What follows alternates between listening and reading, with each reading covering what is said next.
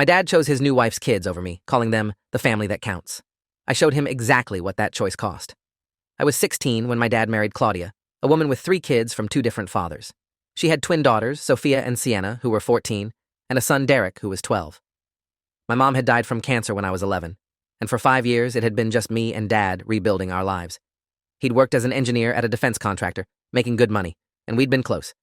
He helped me with homework, came to my baseball games, talked about colleges I might attend. Then Claudia appeared at his company's holiday party, and everything changed within 6 months. The wedding happened fast, and suddenly our 3-bedroom house had 5 people living in it. Dad gave up his home office so the twins could have their own room.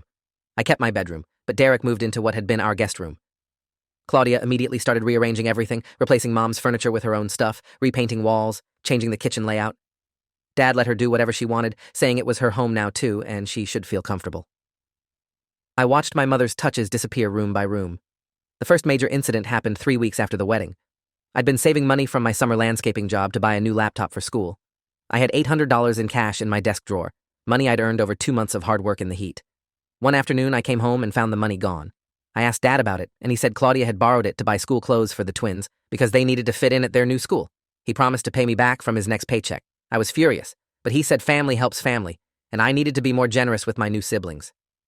2 weeks later, when I asked about repayment, Dad said the money had already been spent on family expenses, and I should consider it my contribution to the household.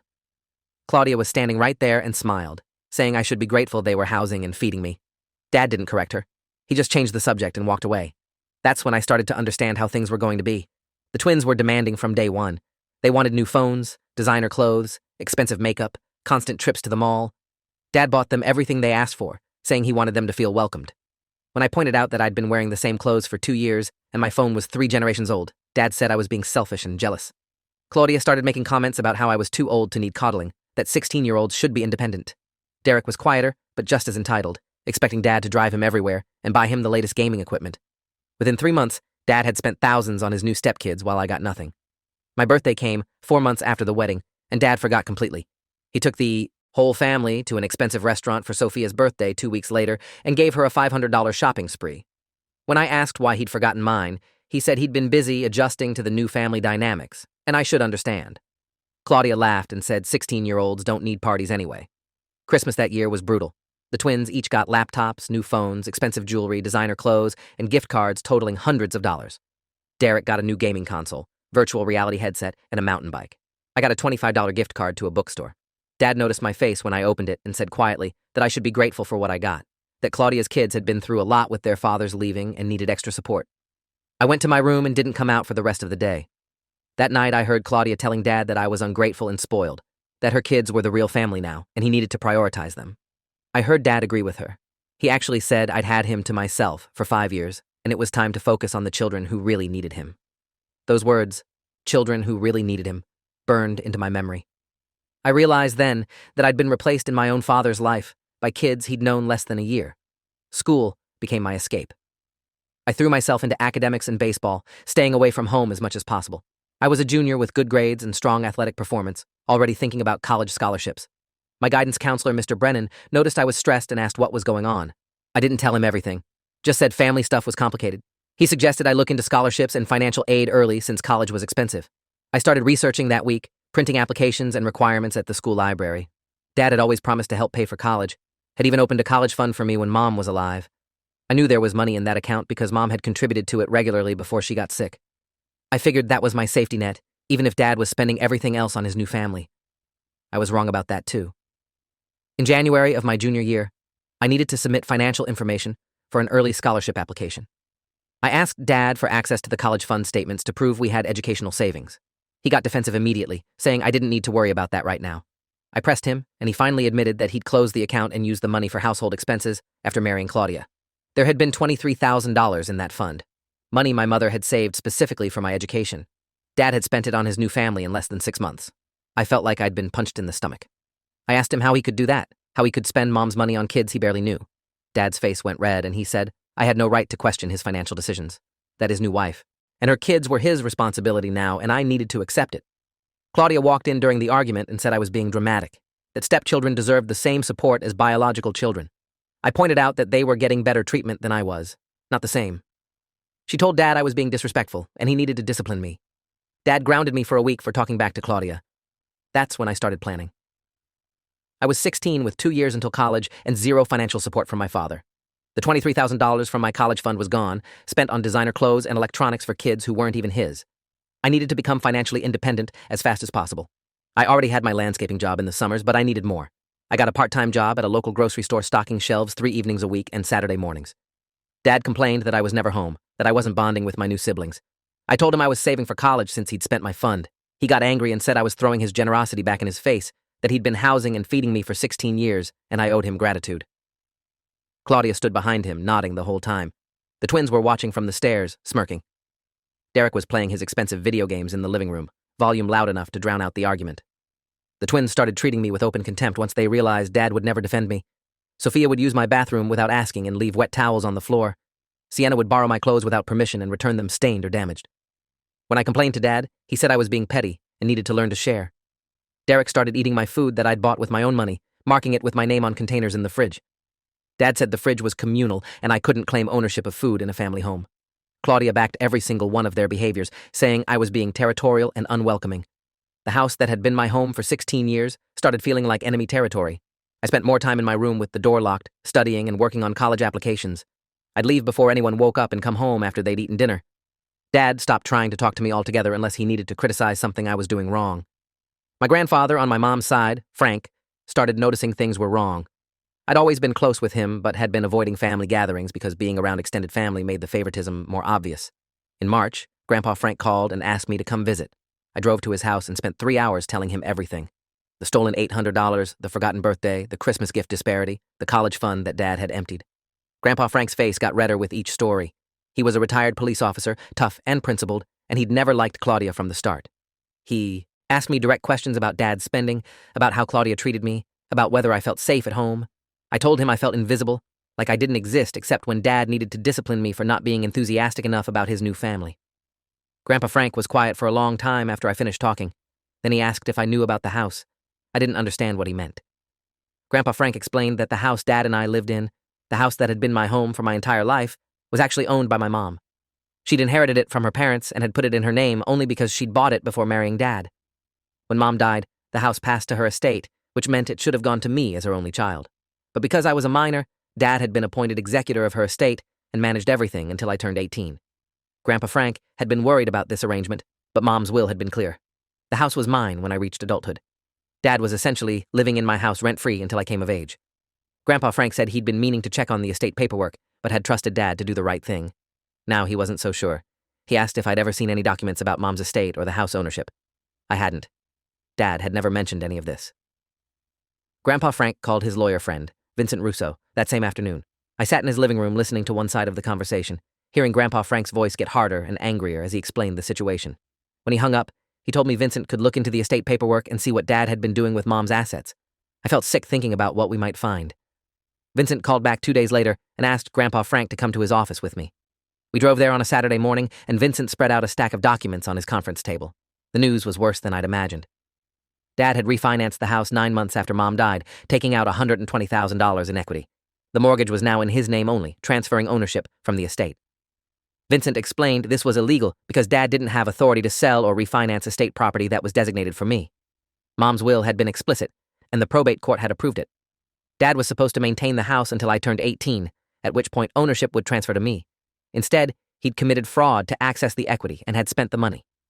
Vincent had traced some of the $120,000. Dad had used $35,000 to pay off Claudia's credit card debt from before their marriage. Another $28,000 had gone to buying Claudia a newer car. The twins had gotten $15,000 worth of bedroom furniture and electronics. Derek had gotten a $12,000 above-ground pool installed in the backyard. The rest had been spent on family vacations and general expenses over the past year. Dad had stolen my inheritance and used it to buy his new family's affection. Vincent said we could file a civil suit to reverse the refinancing and recover the money, but it would be expensive and time-consuming. Alternatively, we could report Dad to the probate court for fraud and let them handle it criminally. Grandpa Frank asked what I wanted to do. I was 16 years old looking at proof that my father had stolen over $140,000 from me, counting the college fund and the house equity. Money my mother had saved and left specifically for me. I told Vincent I wanted him to do whatever would hurt Dad the most legally. Vincent filed complaints with the probate court and the district attorney's office the following week. He also filed a civil suit seeking return of the house to the estate and recovery of all funds Dad had improperly spent. The lawsuit named both Dad and Claudia as defendants, since she'd benefited from the stolen money. Dad got served with papers at work, which he later said humiliated him in front of his colleagues. He came home enraged, screaming at me about betraying family and destroying his reputation. I told him he'd destroyed his family when he chose Claudia's kids over his own son, that he'd stolen money my mother had saved for me and spent it on strangers. Dad got in my face and said those strangers were his family now, the family that actually appreciated him and didn't cause problems. He called me ungrateful and said everything he'd done was for the household we all lived in. Claudia appeared and said I was a vindictive brat who deserved to be thrown out. Dad didn't disagree with her. He told me I had 1 week to leave his house. I reminded him it was legally my house, not his, and that's what the lawsuit was about. His face went white as that reality hit him. I called Grandpa Frank and moved in with him that night, taking only my clothes and the few possessions that were truly mine. Living with Grandpa Frank changed everything. His house was quiet and peaceful, nobody yelling or making me feel unwelcome. He cooked meals and we ate together, talking about school and my plans for the future. He asked about my baseball season and came to every game, sitting in the stands with a banner with my name on it. He helped me study for tests and encouraged my job applications. For the first time in over a year, I felt like someone actually cared about me as a person, rather than viewing me as an inconvenient obligation. Grandpa Frank told me stories about Mom growing up, things I'd never heard before. He showed me photos of her at my age, and I could see the resemblance. He said Mom had been stubborn and principled, that she would have been proud of me for standing up to Dad's theft. He also said Mom had never fully trusted Dad, that she'd worried he was weak-willed and might make bad decisions if she wasn't there to guide him. That's why she'd structured her estate the way she had, trying to protect me from Dad's potential bad judgment. She'd been right to worry. The legal battle consumed the next several months. Vincent was methodical and relentless, documenting every dollar Dad had stolen and every way he'd violated his duties as estate executor. He obtained bank records showing the refinancing proceeds and where they'd been spent. He got copies of receipts for the twins' furniture and Derek's pool. He documented the car purchase for Claudia and the credit card payoff. He even found records of expensive family vacations to Disney and Hawaii that Dad had taken Claudia and her kids on while I'd stayed home working my landscaping job.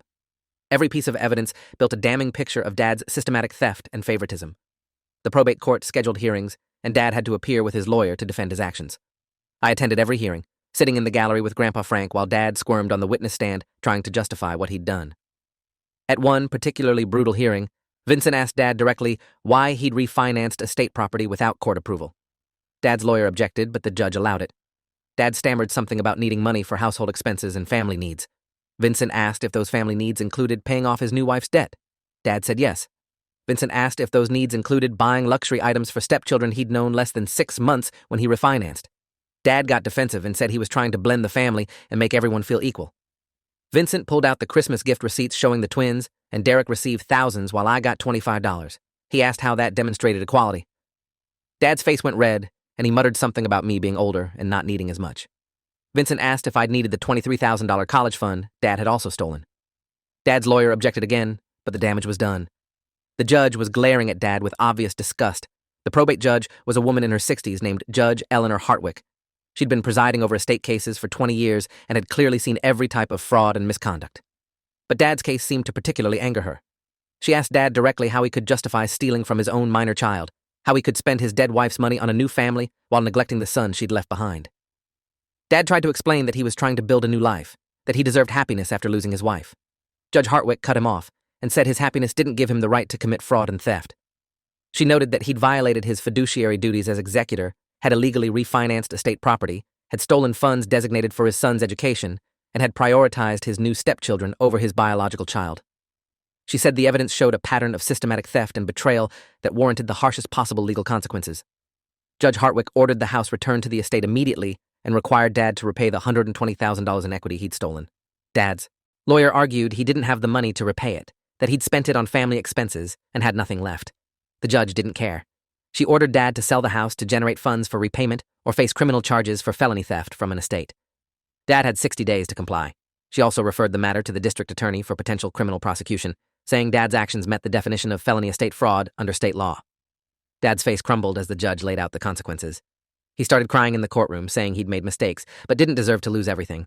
Judge Hartwick said he should have thought about that before stealing from his son. She banged her gavel and dismissed Dad from the courtroom. I watched him leave with his shoulders slumped, looking 10 years older than he had that morning. The civil suit proceeded simultaneously with the probate case. Vincent was seeking recovery of the $23,000 college fund, the $120,000 in house equity, plus interest and legal fees. He'd also added claims against Claudia for unjust enrichment, since she'd directly benefited from the stolen money through the credit card payoff and car purchase. Claudia's lawyer argued she'd had no knowledge Dad was stealing from the estate, that she'd believed he had the right to use the money. Vincent produced text messages between Claudia and Dad, where she'd specifically asked if he was sure he could use the house money, and Dad had responded that it was fine because the house was in his name now. The texts proved Claudia knew, or should have known, the money wasn't rightfully Dad's. Her lawyer couldn't overcome that evidence. The judge in the civil case ruled in my favor on all counts, awarding me $143,000 plus interest and legal fees. The total judgment came to approximately $165,000 that Dad and Claudia were jointly liable for. Claudia filed for divorce from Dad 3 days after the civil judgment. She'd apparently been consulting with her own lawyer and realized that Dad's financial situation was destroyed. The house would have to be sold, he'd owe massive debts, and there were potential criminal charges pending. She wanted to protect herself and her kids from the fallout. The divorce filing claimed Dad had misrepresented his financial situation during their courtship, that he'd fraudulently induced her into marriage by pretending to have more assets than he actually possessed. She was seeking spousal support and claiming she'd been deceived about Dad's finances. Dad was devastated. He called Grandpa Frank's house repeatedly begging to talk to me. He left voicemails crying about how Claudia was abandoning him, how her kids wouldn't even speak to him anymore, how he'd lost everything. He kept saying he'd only been trying to make Claudia happy, that he'd wanted to prove he could provide for her family. He never apologized for stealing from me, never acknowledged what he'd done wrong to his own son. He just wanted sympathy for losing the family he'd chosen over me. I listened to one voicemail and then had Grandpa Frank delete the rest without playing them. Dad sounded broken, rambling about how unfair it all was, how he'd been trying his best, how I should understand he'd been lonely after Mom died. He said Claudia had made him feel alive again, and he'd just wanted to make her happy. He said the twins and Derek had needed a father figure, and he'd been trying to step up for them. Not once did he mention what I'd needed, or how he'd failed me, or how he'd stolen my mother's money. It was all about his feelings, his needs, his happiness. Even in his breakdown, I was still invisible to him. Grandpa Frank said I didn't need to respond, that Dad had made his choices and was facing the natural consequences. He said sometimes people dig their own graves through selfishness and betrayal, and Dad had dug his very deep. The house went on the market and sold in 45 days for $380,000. After paying off the fraudulent refinancing loan, Dad had about $260,000 remaining. The probate court ordered him to pay me $143,000 immediately to cover the stolen college fund and equity. The judge also ordered him to pay all my college expenses up to 4 years at a state university, which would come from the remaining proceeds. Dad was left with roughly $60,000 and no house. He had to move into a small 2-bedroom apartment and take a second job doing weekend security work to afford basic expenses. Claudia's divorce was proceeding, and she was demanding maximum child support for Derek since he was still a minor. She also wanted half of everything Dad had, claiming she was entitled to marital assets even though they'd only been married 2 years. Dad's lawyer argued there were no marital assets since everything had been stolen from the estate and had to be repaid. The divorce judge agreed, and Claudia got nothing except child support payments that took nearly half of Dad's remaining income. The twins completely turned on Dad once the money was gone. Sophia blocked his phone number and refused to see him. When he tried to visit, she told him through the door that he was a loser who'd lied about being able to take care of them. Sienna posted on social media about how she'd wasted 2 years being nice to a man who turned out to be broke and pathetic. Derek told the family court judge that he didn't want visitation with Dad because Dad had promised him things and then couldn't deliver. The judge granted Derek's request and terminated Dad's visitation rights since Derek was old enough to have input on custody arrangements. Claudia told everyone in their social circle that Dad was a con artist who'd manipulated her into marriage by pretending to have money. She said he'd stolen from his own son, and she was lucky to have escaped before he stole from her too. Dad's reputation was destroyed completely. His co-workers knew about the fraud case. His neighbors knew about the divorce. His social circle had evaporated. He was utterly alone. My senior year of high school was peaceful living with Grandpa Frank. I focused on my grades and baseball, applied to colleges, and worked both my jobs to save money. I got accepted to a good state university with a partial baseball scholarship. Combined with the money Dad was court-ordered to pay for my education, I'd have all 4 years fully funded without taking any loans. Grandpa Frank threw me a graduation party at his house with Mom's side of the family. My aunts and uncles came, my cousins, family friends who'd known Mom. Everyone was proud of how I'd stood up for myself and fought for what was rightfully mine. Dad wasn't invited to the party. He sent a card with $20 in it and a note saying he was proud of me and hoped we could reconcile someday. The note rambled about how much he regretted his mistakes and how he wanted a chance to make things right. I threw the card away without finishing it. Grandpa Frank saw and nodded approvingly. He said some bridges burn for good reasons, and I shouldn't feel obligated to rebuild what Dad had destroyed. My Aunt Monica, Mom's younger sister, pulled me aside during the graduation party. She had tears in her eyes as she told me how proud Mom would be of me. She said Mom had always worried about what would happen to me if Dad remarried, that Mom hadn't trusted Dad's judgment when it came to women. Monica showed me emails Mom had sent her in the final months before she died. Mom had been explicit about her concerns. She wrote that Dad was weak-willed and easily manipulated, that he might fall for someone who didn't have my best interests at heart. Mom had structured her estate specifically to protect me from Dad's potential bad decisions.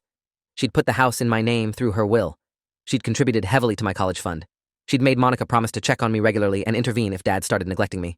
Monica apologized for not catching the problem sooner, for not realizing how bad things had gotten until the lawsuit was filed. I told her it wasn't her fault, that Dad had been good at hiding his favoritism from extended family. Monica hugged me and said I was stronger than most adults she knew. College started in August, and I moved into the dorms 3 hours away from Grandpa Frank. It felt like freedom, being completely away from Dad and Claudia and the whole toxic situation. I dove into my engineering program and made friends quickly. My roommate was a guy named Alex from across the state, and we got along well. He asked about my family during one of our late-night conversations, and I gave him the abbreviated version. Dad remarried, chose his stepkids over me, stole my inheritance, and lost everything in the resulting lawsuit. Alex was quiet for a minute, and then said his parents had divorced when he was 10, and his dad had also remarried someone with kids. He understood what it felt like to be replaced. We bonded over shared experiences of shitty fathers and complicated family situations. Alex became my closest friend at college, someone who understood without needing lengthy explanations. Dad tried to visit during move-in day, showing up unannounced with boxes of supplies I didn't need, random things like paper towels and laundry detergent that the dorm already provided or I'd already bought. I saw him in the parking lot carrying boxes toward my dorm building and intercepted him before he could come inside. I told him to leave. He tried to hand me the boxes and I refused to take them. He tried to hug me and I stepped back. Dad started crying right there in the parking lot, saying he'd made mistakes, but he was still my father. I told him he'd stopped being my father when he chose Claudia's kids over me, when he stole my mother's money to buy their affection, when he called them the family that counted. I said he'd made his choice, and now he had to live with it. Dad said he'd lost everything and had no one. I told him that was exactly what he deserved. I walked away and didn't look back. Several students were staring, but I didn't care. Dad sat in his beat-up car in the parking lot for 2 hours before campus security asked him to leave because multiple people had reported a man crying in his vehicle, and it was making people uncomfortable. My freshman year flew by. I did well in my classes, made the baseball team, and worked a campus job in the library to have spending money. Grandpa Frank called every Sunday to check in, and I drove home for Thanksgiving and winter break. Dad sent letters to my dorm address every few weeks, long, rambling things about how sorry he was, how he'd been manipulated by Claudia, how he'd made terrible decisions but still loved me. He wanted a relationship, wanted to be part of my life again, wanted me to forgive him. The letters were painful to read because they showed no real understanding of what he'd done wrong. He framed everything as mistakes rather than deliberate choices. He talked about being lonely and wanting a family, never acknowledging that he'd had a family and had chosen to destroy it. I read the first few letters, then started throwing them away, unopened. Alex noticed the unopened envelopes piling up in our trash and asked if I wanted to talk about it. I told him there was nothing to talk about, that Dad had burned every bridge and I was done giving him chances. Sophomore year, Dad escalated his attempts at contact. He started showing up at my baseball games uninvited. I'd be warming up and suddenly see him sitting alone in the bleachers, always in the same spot on the third base line. He never tried to approach me, just sat there watching with this sad expression on his face. My teammates noticed and asked if that was my dad. I told them it was, and to ignore him. After the third game he attended, I filed a complaint with campus security, saying I had a family member harassing me at athletic events. They banned him from campus sports facilities. The next time he showed up, security escorted him out. I watched from the dugout as he argued with the security guard, pointing at me and saying he had a right to watch his son play. The guard checked his list and told Dad he was banned and needed to leave immediately or face arrest for trespassing. Dad left, but the incident shook me up. My coach asked if I was okay, and I told him about the situation. Coach said if Dad showed up again to let him know immediately and he'd handle it personally. Dad started sending letters to Grandpa Frank's address too, trying to reach me through my grandfather. The letters were increasingly desperate, filled with apologies and pleas for reconciliation. He wrote about how he'd gone to therapy and realized he'd been wrong about everything. He said he'd chosen Claudia's kids because he'd been desperate to feel needed again after Mom died, that he'd wanted to prove he could be a good father to children who'd been abandoned by their biological fathers. He wrote about how he now understood he'd neglected and betrayed me in the process. The realizations seemed genuine, but they came too late. The damage was done and couldn't be undone. Grandpa Frank asked if I wanted him to forward the letters or throw them away. I told him to throw them away. I didn't need Dad's therapy revelations or his newfound understanding. I needed him to have been a decent father when it mattered, and he'd failed spectacularly at that. Grandpa Frank's health started declining during my sophomore year. He'd been having heart problems and his doctor wanted to do surgery. He was 74 and the surgery was risky. I came home for spring break to help him prepare and be there for the procedure. The surgery went well, but recovery was slow. Grandpa Frank needed help around the house for several weeks, and I extended my spring break by a week, taking online classes to keep up. Dad found out somehow that Grandpa Frank was sick and tried to visit. Grandpa Frank refused to let him in the house. I heard the conversation through the door. Dad said he was concerned about his former father-in-law and wanted to help. Grandpa Frank said Dad had forfeited any right to concern when he stole from his grandson. Dad tried to argue that he'd paid everything back as ordered by the court. Grandpa Frank said money didn't undo betrayal, and Dad needed to leave before he called the police. Dad left, but kept calling Grandpa Frank's phone for days. Grandpa Frank eventually blocked the number.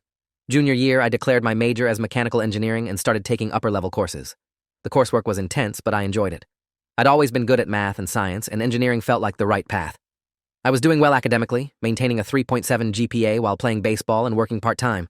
I'd also started dating a girl named Jessica from my thermodynamics class. She was smart and funny, studying chemical engineering, and she made me feel like I could have a normal life despite my messed-up family situation. I told her about Dad and the theft early in our relationship because I didn't want secrets between us. Jessica listened to everything and then said her own family was complicated too. Her parents had divorced when she was 8, and she'd been raised by her mom and stepdad. She understood family dysfunction in a way that made me feel less alone. We dated for the rest of junior year and into senior year, getting serious enough that we talked about moving in together after graduation. Dad somehow found out about Jessica through social media stalking. He sent me a letter congratulating me on finding someone, saying he'd seen photos of us together online. He wrote about how happy he was that I was building a life and finding love. He asked if he could meet Jessica, said he wanted to be part of this new chapter of my life. The presumption made me angry. He'd stolen from me, chosen his stepkids over me, and now wanted to play happy father because I had a girlfriend. I wrote back for the first time in 3 years. I told him he would never meet Jessica, never be part of my life, and never get the reconciliation he wanted. I said he'd made his choices, and the consequences were permanent. I told him to stop writing, stop trying to visit, and accept that our relationship was over. I mailed the letter and felt lighter afterward, like I'd finally said what needed to be said. Dad didn't write back for 2 months. Then he sent one final letter saying he understood and would respect my wishes. He said he'd always love me even if I couldn't forgive him. I threw that letter away too. Senior year, I focused on finishing strong and preparing for job interviews. Several defense contractors came to campus recruiting engineers. I interviewed with 5 companies and got 3 job offers. I accepted a position with a tech company 3 states away, making $72,000 a year starting salary, more money than Dad had made at my age. The irony wasn't lost on me. I'd succeeded despite his theft and betrayal, had built a career in the same field he'd worked in, and would start my adult life making more money than he'd taken from me. Grandpa Frank was proud when I told him about the job offer. He said Mom would have been proud too, that I'd proven I didn't need Dad's support to succeed. Jessica also got a job offer in the same city where I'd be working, and we decided to move there together after graduation. We found an apartment and made plans for our new life. Graduation day was perfect. Grandpa Frank came along with Aunt Monica, Uncle David, and several cousins from Mom's side. They all wore shirts with my name on them and cheered loudly when I walked across the stage to receive my diploma. Jessica's family was there too, and afterward both families went to dinner together. It felt like I had real support, people who cared about me and celebrated my achievements. Dad wasn't invited and didn't try to attend. I heard through extended family that he'd asked about the graduation date and time, but Grandpa Frank had told him explicitly not to come. Dad had apparently accepted it without argument. Part of me wondered if he'd driven to campus anyway and watched from somewhere out of sight, but I didn't see him and didn't care enough to look. The day was about celebrating my accomplishments, not worrying about the man who'd tried to sabotage them. Jessica and I moved across the country for our jobs and started building our adult lives. We furnished our apartment, established routines, made friends with coworkers. I excelled at my new job and got promoted within 18 months to a senior engineer position. Jessica was doing equally well in her career. We were happy and stable, creating the kind of life I'd dreamed about when I was 16 years old, working 2 jobs and sleeping in Grandpa Frank's guest room. I called Grandpa Frank every week to update him on my life. He said he was proud of me every single time we talked. He also told me that Dad had been asking mutual acquaintances about how I was doing, wanting updates on my life but too afraid to contact me directly after my letter telling him to stop. Grandpa Frank said he gave no information to anyone who might pass it to Dad. My life was none of Dad's business anymore. 3 years after graduation, I married Jessica in a small ceremony attended by close friends and family. Grandpa Frank walked me down the aisle since Mom was gone and Dad was not invited. My Aunt Monica and Uncle David were there, along with cousins from Mom's side. Jessica's family filled the other half of the venue. It was perfect and intimate, exactly what we wanted. We honeymooned in Costa Rica and came back to our normal lives.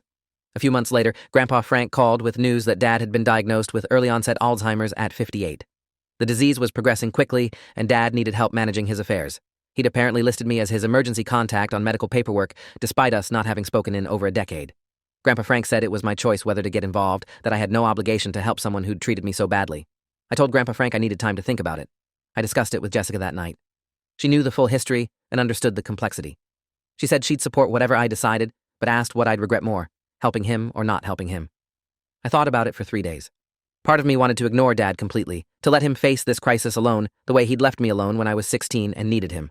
But another part remembered the man he'd been before Claudia, the dad who'd helped me build a treehouse when I was 8, who'd taught me to throw a curveball when I was 10, who'd held me while I cried after Mom died. That person had existed once, even if Dad had destroyed him through his choices. I decided I wouldn't let Dad suffer through Alzheimer's alone, but I also wouldn't pretend we had a real relationship. I'd ensure he had proper care, but maintain emotional distance. Jessica said that seemed like a balanced approach, showing mercy without sacrificing my own boundaries. I flew back to my home state and went to Dad's apartment. It was a depressing place, small and shabby, filled with cheap furniture and old newspapers. Dad answered the door and looked shocked to see me. He was thinner than I remembered, his hair mostly gray now, his hands shaking slightly. He invited me in and made instant coffee that tasted terrible. We sat in his small living room and he started crying, saying he couldn't believe I'd come.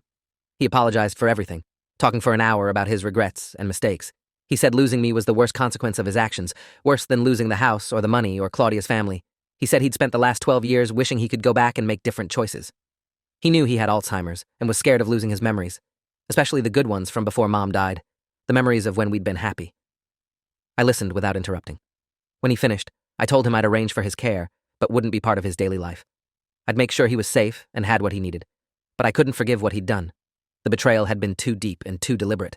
I spent the next week meeting with social workers and doctors, understanding Dad's prognosis and care needs. The Alzheimer's was aggressive, and he'd need memory care within 6 months.